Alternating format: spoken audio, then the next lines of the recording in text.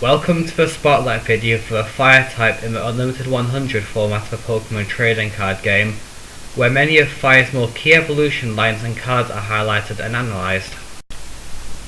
If we're going to look at the fire type as a whole, it has three advantages over most of the types which stand out often.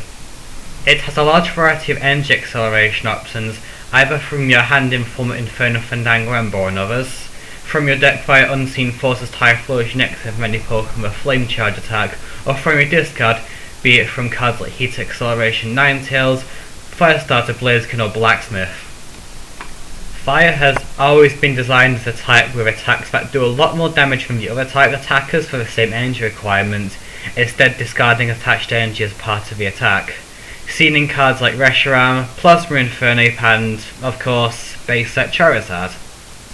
Given how it's been designed that way, it makes fire easier to pilot than many other types, since you're usually just focusing on retaining an energy advantage and defending your win conditions when possible. This comes at a cost though, because apart from knocking out your opponent's Pokemon, they are for the most part able to do as they like because fire lacks ways to lock your opponent from using Poke Powers, item cards or anything else to either advance their board or defend themselves. Increased reliance on using Pokepads as part of your strategy leaves you more vulnerable to having them shut off, leaving 2-1 Pokemon nearly useless when your opponent uses Garbotoxin, Goop Gas Attack or other options. Given how many of Fire's energy accelerators have a retreat cost of 2 or more in addition to relatively weak attacks, it's something you have to plan against.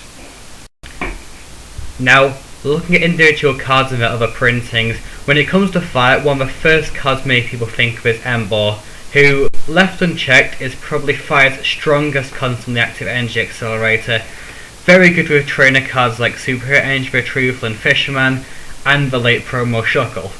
It however has a retreat cost of 4 alongside its Pokemon X status and a rather dull attack, meaning there's a fair bit of risk to go along with the reward.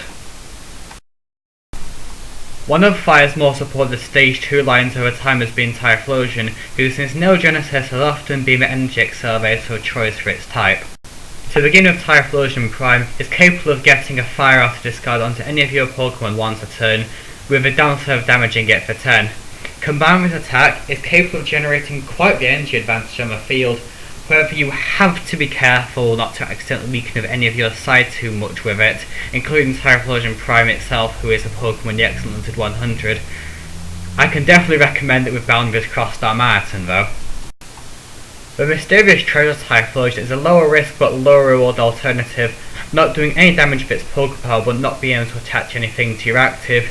The attack is designed for dealing with a weakness matchup, but it's also pretty good at dealing with things like Rainbow and Scramble Energy, if you can ignore relatively low damage output.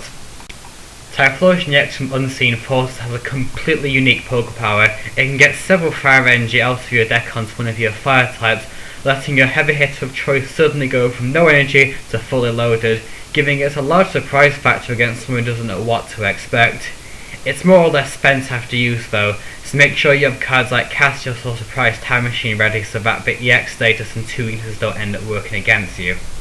It's definitely one of my favourite Fire type cards though, and quite possibly one of the best, if not the best, at being able to swing a game almost instantly. Best utilised with XY Delphox, which if loaded up with a full opposing bench just with a Fire Energy, could begin hitting repeated 150s, often well more than enough to one-shot most things in the format. Don't fancy using Reshiram due to its EX status or leading a bit at a bad time? Typhlosion from Call of Legends has the exact same hit point in the second attack, yielding 1 less prize and retreats 1 less, at the cost of being a stage 2 instead of a basic. Typhlosion hasn't received any new printing since Call of Legends however, causing the recent power creep to leave it quite far behind. Another of Fire's more supported Stage 2 lines is Blaziken, who trades proficiency at generating an energy advantage for dealing higher damage, especially when it comes to hitting the bench. To begin with the Furious Fist's Blaziken EX, it has the absolute strongest sniping attack in the game, surpassing even that of any other standard only Pokemon EX. 150 damage more or less one-shots everything in a limited 100, letting it quickly eliminate your opponent's best options left unchecked. However, it goes through energy very quickly, requiring 4 energy to attack and discarding 2 each time, so you definitely have to prepare to support it well. Obviously, 150 damage is overkill if your best targets are bench sitters or developing threats at middle stages, which is where Great Encounters Blaziken comes in handy. Hitting that magic number of 80 along with a generally more helpful first attack is something you'll find better for a couple early flame kicks, taking out things like Claydol or Porygon 2 before they can generate much of an advantage for your opponents.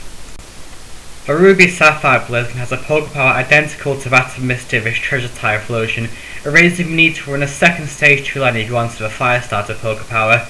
It has the lowest hit points of any Blaziken along with Double Retreat, but cards like Surprise Time Machine do exist when you no longer need a Fire Starter, so it's definitely worth running in many cases. While Blaziken didn't get an ancient trait like Skepton Swampert did in Primal Clash for whatever reason, it was designed to be a speedrun alternative to Furious Fist printing, what with a single retreat and low energy requirements. You'll probably want to use it more for spreading flames if you have a fair few fires in the discard, setting up some stronger things on the bench, but being able to hit 100 for 2 energy means your opponent definitely can't ignore it. While there have been a few coin flip based Fire Breath Pokepowers over time, Platinum Blaziken is the only one that doesn't require a coin flip, which can work alongside Blaziken FP level X, getting extra 40 damage out of your attacks in addition to potential burn damage. Attacks similar to Plasma Giratina's Hex also combine well with it, or it can just be used to shut off your opposing active's Pokepower if it's a card printed back in Gen 3 or 4. Ever since that restriction got removed in black and white, many people may end up being tripped up by it, damaging the quality of their turn to your advantage. Also, providing that XY Pro Omega Blaziken EX gets an identical Western release, I don't think I can recommend it other grounds that it's simply far too slow to be effective in any deck. Regarding Stage 1 lines of fire, definitely the best supported one is Ninetales, trading its relatively low hit points for raw utility. The Roach Reveal Ninetales is probably one of the better known ones, able to discard a Fire Energy every turn and draw 3 cards, with discarded Fire Rangers often being used alongside Fire Starter or similar effects. It's best working alongside other draw engines opposed to replacing them, especially as opponents may see it as not that high value of a target, allowing it to do its job relatively unhindered over the course of a match. The Dragon's Exalted Ninetales is best kept as a surprise for as long as possible because its Pokepower is a direct Lysandra effect. It's one opponents may forget about given how many different Ninetales have seen prints over time. Its attack means it's not quite spent after using Bright Luck, as it combines with many special condition inducing abilities along with, if I really have to mention it, Hypnotoxic Laser. To deal 120 more damage for a single Fire Energy. It is a 90 hit point EX though, so you may find it easier just to surprise Time Machine back into another one. At first, the Mysterious Treasure Ninetales looks like it isn't capable of doing much damage.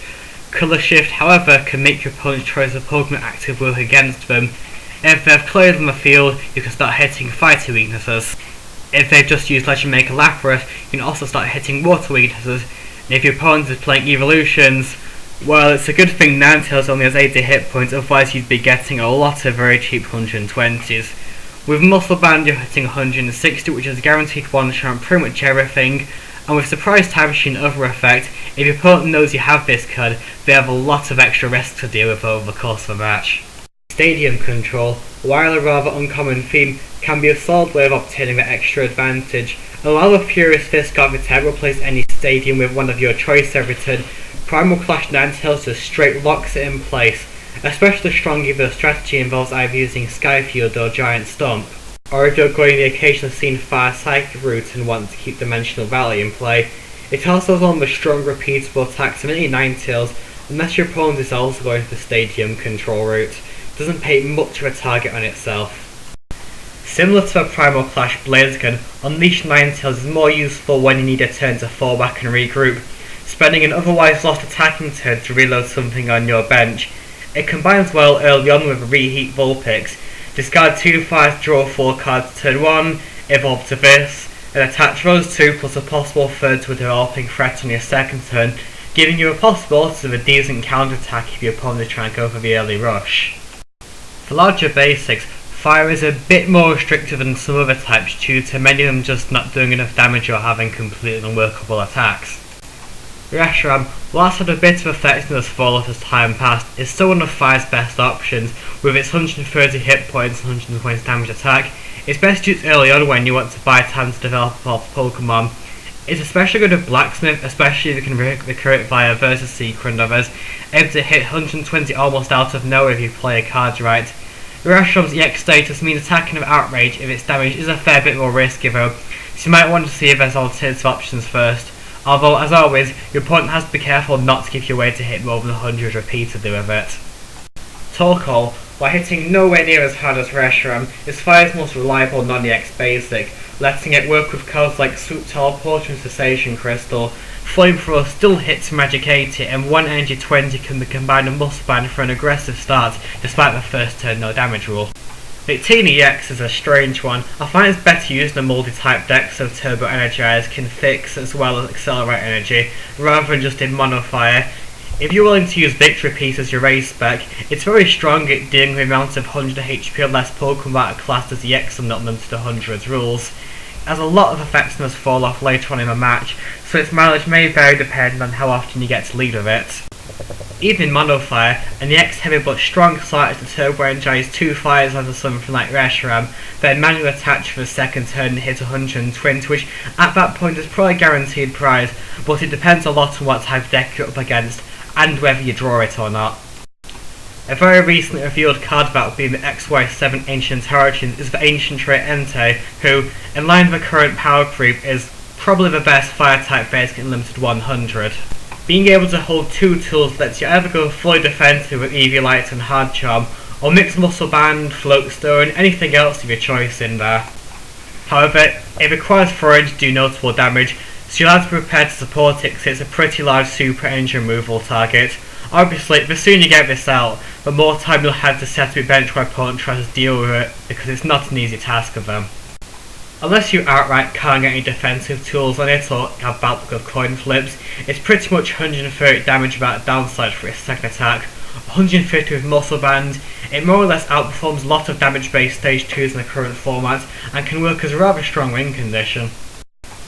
Delphox, as of currently, has proven itself as one of the more effective ways to run fire, having an attack identical to that of well-known Keldeo EX, along with a solid ability to keep you a handful, working in addition or as backup to the common Claydol engine. Hitting 110 is standard if you have a bare minimum of 3 fires on it.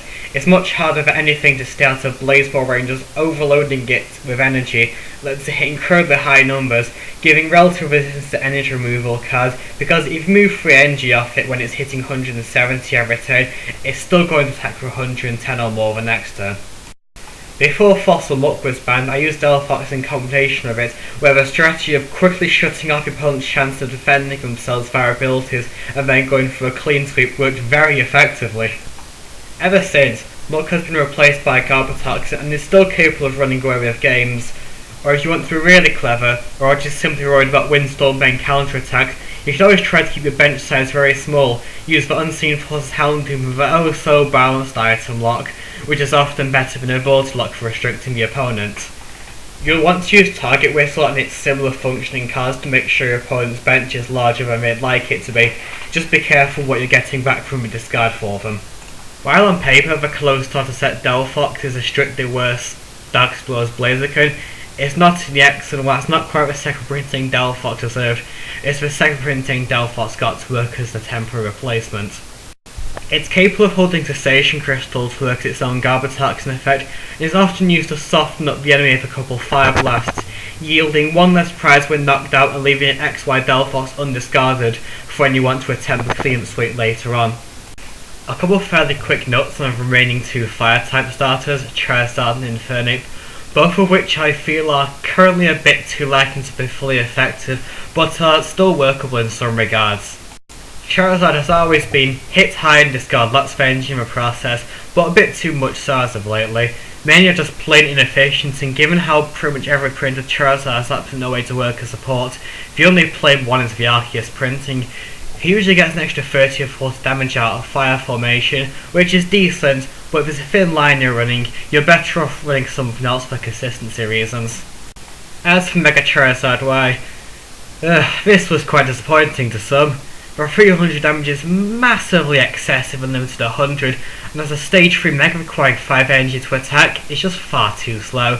It would have been infinitely better as, say, 3 fire and a colourless, 108 damage, discard 2 fires from this Pokemon. As for the Dragon version, moving on. In the third, there's 2 recurring themes, 3 retreats and low cost attacks. It has a few decent printings, with main reason it's not seen used I think is very stiff competition with other fire type stage 2s, and many of its attacks being awkward to use or upkeep.